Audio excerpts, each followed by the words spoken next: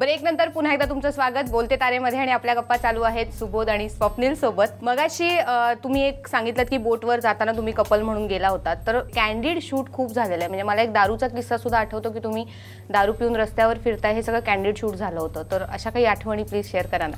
हे बघ, मी तर माझं असं प्रांजल मत आहे की सुबोध आणि मी गोव्याला गेलो होतो 10 दिवस आणि आम्ही एका अत्यंत गंभीर विषयावर चर्चा करायला आम्ही आमच्या गेलो होतो। स्वप्ना वाघमारे जोशी नावाची एक बाई काही माणसं घेऊन तिकडे आली।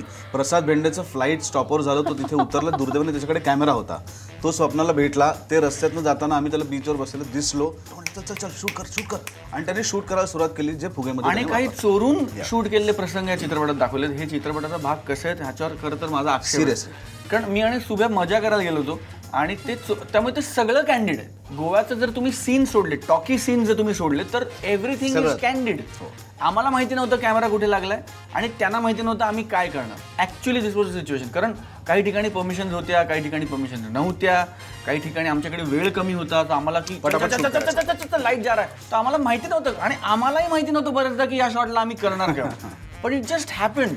आणि ते सगळं शूट चित्रपटात आहे, that most of Goa shoot is candid, talkie portion सोडले। आणि अजून त्याची केस चालू आहे की जी आम्ही त्यांच्यावरती केले की आम्ही फसवून शूट केलं, फसवून शूट केलं। हो ऑफकोर्स, वाघमारे जोशी आणि त्यांच्यावर केस केल्या। बरं, पण तू जे सिनेमात म्हणतोस की टॅटू काढायला चल, तर खरंच इंटरेस्ट तुम्हाला रिअल लाईफमध्ये टॅटू वगैरे काढण्यामध्ये इंटरेस्ट आहे अशा काही गोष्टी करण्यामध्ये? मला नाही, कारण मला असं वाटतं की ॲक्टरने टॅटू बिटू काढू नये, कारण समजा उद्या कुठला रोल आला आणि काही दंड दाखवायचे वगैरे आणि तिथे दंडावर काहीतरी भलताच टॅटू असेल, तर तो कसा काय लपवणार तुम्ही? तर ते लपवाछपी करण्यापेक्षा तो न काढलेला जास्त बरा।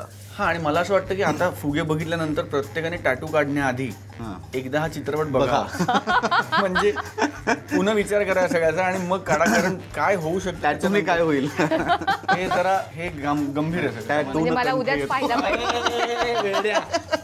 सगळीच गाणी चांगली आहेत, पण पार्टी सॉन्ग मध्ये फौज सुद्धा आहे खूप डान्स करायला, तिथे सुद्धा तू खूप खुललाय। स्वप्नीलला आम्हाला अशी बघायची सवय आहे रे आधीपासून। तर या सॉन्ग शूटच्या वेळेचे काही किस्से किंवा काही गमती सांग ना मला। मी तुला सांगू का, ऍक्टर म्हणून मला एक कळलंय की आपल्याला जर एखादी गोष्ट येत नसेल ना, तर त्याचं प्रेशर नाही घ्यायचं। मला डान्स येत नाही, मग प्रेशर कशाला घे? आहे ना तुझा मित्र, त्याला विचार, तुझा डिरेक्टर आहे त्याला विचार। जेव्हा आपल्याला अक्कल नसते ना, तेव्हा ज्याला असते त्याला विचारावं आणि त्याच्याकडनं काहीतरी शिकावं। त्यामुळे मला त्याचं टेन्शन जर येत असलं तरी तसं मला प्रेशर नाही येत, कारण मला माहिती असतं की ते मला येत नाही। आणि मग ज्यांना येतं त्यांच्याकडे बघून किंवा त्यांना विचारून मी त्या गोष्टी आत्मसात करायचा प्रयत्न करतो। त्यामुळे मी माझ्या पद्धतीने एन्जॉय केलं आहे, पण मला असं वाटतं की ते सगळ्यात जास्त गाणं लक्षात राहिलं याचं कारण त्याच्यात सुहासताई आहे, त्याच्यात मोहन काका आहेत, त्याच्यात आनंद इंगळे आहेत, त्याच्यात आमच्या पडद्यामागची सगळी टीम आहे की जी त्या गाण्यामध्ये दिसते। आणि मला असं वाटतं की ते गाणं खऱ्या अर्थाने त्यांचं आहे, कारण जे बिचारे इतके महिन्याभर राबले आणि ज्यांनी पडद्यामागे राहून काम केलं, ते सगळे पडद्यावरती दिसतात आणि ते सगळेजण आनंद घेत आहेत, याच्यापेक्षा दुसरी गोष्ट काय असू शकते? तुमच्या दोघांकडूनही कधी खरंच कोणी फुकट पार्टी मागितली आहे, मागतात, किंवा तुम्ही दिली आहे, तुम्ही घेतली आहे, असं काही? बघ ना, इंडस्ट्रीत ज्या निम्म्या पार्ट्या होतात त्यात कोण देतं? हो, तसे नाही, त्या तर असतात काहीतरी ओकेजन साठी असतात किंवा कुणाला आम्ही देतच असतो सतत, आम्ही खूप पार्टी देतो। मला कधी द्या, तू म्हणशील तेव्हा हा इंटरव्ह्यू एक पार्टीच आहे, ही पार्टीच आहे, मेजवानीच आहे। बरं, मला आणखीन एक प्रश्न असा विचारायचा आहे की सिनेमामध्ये 2 सुंदर हिरोईन्स सुद्धा आहेत, आम्ही दोघी, आपल्या दोघींमध्ये खरंच असं काही आहे सिनेमात? तू बघ ना, तू पाहिला नसणार, सिनेमा पाहिला नसणार, 3 दिवस झाले रिलीज होऊन, तो सिनेमा पाहिला नाही। तुमची वाट बघत होते, तुम्ही जी सांगितल्यानंतर। म्हणजे आता आम्ही तुला काही सिनेमा करून नाही का बघायला लागला थिएटर।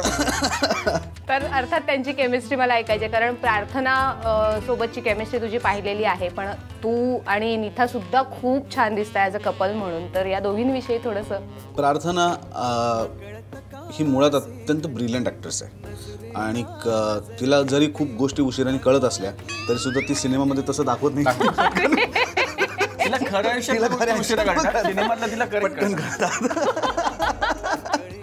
आणि नीता तिची पहिली मराठी फिल्म आहे, पण मला माहीत नाही, डे 1 पासून मला असं वाटतं की गोव्यात शूटिंग जेव्हापासून केलं, जसं मी म्हटलं की आम्हाला चोरून जेव्हा शूट केलं तेव्हाच त्या टीममध्येच या दोन्ही मुली होत्या आणि त्या वेकेशनला आल्या होत्या, काही काम नव्हतं गोव्याला। हो, त्या अध्यात्म आणि योगा आणि मग यांनी तिच्याबरोबर आधी काम केलं होतं मित्वामध्ये, त्यामुळे तिची ओळख होती। मग ते रोज आमच्याशी उगाच गप्पा मारत बसायच्या, काहीतरी फिलॉसॉफी, अध्यात्म वगैरे वगैरे. त्यामुळे चर्चा व्हायची. बॉन्डिंग. आणि नीताला मराठी तिची भाषा नसल्यामुळे आम्ही काय बोलतो तिला कळायचं नाही, ती काय बोलते आम्हाला कळायचं नाही. आणि फायनली मग स्वप्ना पण तिला सांगायची की आता प्लीज मराठीत टेक करूया वगैरे. एक टेक झाल्यानंतर कारण ती जे बोलायची हा म्हणजे मराठी नव्हतं ते. जनमानसात ओळखलं जाणारं मराठी ते नव्हतं. जनमानसात ओळखलं जाणार मराठी ते नव्हतं. नाही पण गंमत अपाट, पण त्या दोघी फार ब्रिलियंट आहेत. आणि मला सगळ्यात जास्त आवडणारे सीन कुठलेत माझ्या फिल्ममधले? मला सगळ्यात जास्त आवडणारे सीन आहेत स्वप्नील आणि प्रार्थनामधले. आउटस्टँडिंग सीन आहेत ते. म्हणजे मी खुर्चीतनं पडायचं बाकी आहे ते सीन बघता बघता. इतके गोड सीन त्या दोघांनी केलेत, अफलातून सीन केलेत. या बाबतीत मला वाटतं स्वप्नीलची ऑलरेडी PhD आहे, त्याच्यामुळे त्याच्यात काही बोलायची गरज नाही. पण ते प्रूफ पण करतो ना तो. क्या बात आहे. या सिनेमाचा आणखीन एक मोठा USP म्हणजे निशिकांत कामत. म्हणजे हे सुद्धा एक खूप चांगलं सरप्राईज आहे खरं तर सगळ्यांसाठी. तर त्यांच्यासोबत कामाचा अनुभव ऐकायला आवडेल मला. यार निशीचं प्रत्येक प्लॅटफॉर्मवर मी सांगतो की निशीचे मनापासून आभार. निशी आमचा जुना मित्र आहे, पण निशी आता खूप मोठा दिग्दर्शक आहे. Is a big shot.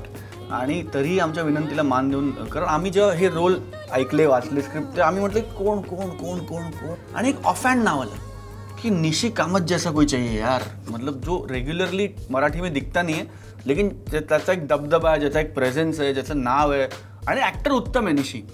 So ऐसा कोई चाहिए यार. तर मग आम्ही म्हटलं की मग निशी कामत जैसा कोई क्यों. निशी को पूछते ना क्या मना करेगा. लेकिन and he was so gracious, he was so graceful की त्यांनी बिचारांनी त्याच्या हिंदी सिनेमाच्या शूटिंगच्या तारखा ॲडजस्ट करून, आमच्या हिशोबाने गेटअप्स बिटअप्स करून, तो बिचारा वेळ काढून त्या चित्रपटासाठी आला. आणि फक्त आला नाही तर त्यांनी झोकून देऊन काम केलं पिक्चरमध्ये. आणि त्यांनी फॅन्टॅस्टिक विलन केलं. फॅन्टॅस्टिक. मग इथलं ह्यातला विलन पण टिपिकल विलन नाही आहे. म्हणजे त्याची पण एक वेगळी गंमत आहे. गोड विलन. लवेबल आहे तो खूप. आणि तो तुम्हाला खूप आवडेल तो. सो निशीबरोबर काम करायला खूप मजा आली, कारण मी पहिल्यांदा निशीबरोबर काम केलं. मी पण. आणि हेच तोही म्हणत असेल खरं. त्यांनी म्हटलं पाहिजे काम करायला मजा आली. निशी आय एम सॉरी पण खूप मजा आली. आणि ही such a value addition to the film. म्हणजे इनफॅक्ट सगळेच, मोहन काका, सुहासताई, मगाशी आम्ही गंमत केली, मस्ती केली, पण मोहन काका, सुहासताई, आनंद, संदीप सर, अनुराधाजी, या सगळ्यांनी they have taken the film to some other level. Honestly, म्हणजे this film is not about Swapnil Bhave, Subodh Joshi, Prarthana, Nita.